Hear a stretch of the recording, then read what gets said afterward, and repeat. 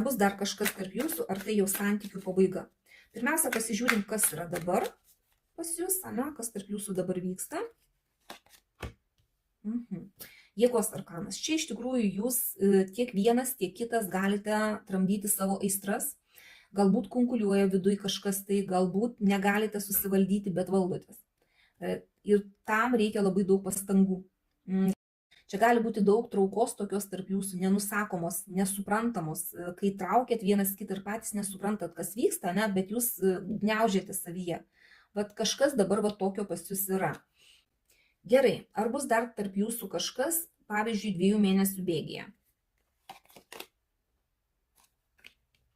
Čia liūdesio daug, skausmo daug dėl praradimų, dėl to, ką jūs praradote. Čia tiek vienas galite liūdėti, tiek kitas. Ir dabar 2 mėnesių bėgyje pas jūs ir bus tas skausmas. Ir jūs net nematysite jokių suteikiamų šansų, jokių naujų galimybių. Jūs tiesiog busite įlindę į tuos praradimus, į tai, ką praradote.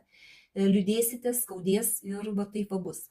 Gerai, jeigu jūs bandysite daryti pirmą žingsnį, kad susitaikyti, kažkokį tai kontaktą užmegzti iš naujo kažkaip tai, kaip jisai reaguos?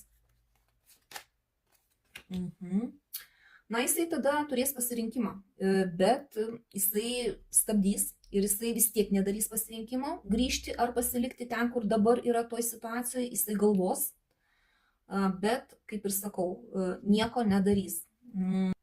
Gerai, tada pasižiūrime, ar jisai darys kažkokį tai pirmą žingsnį.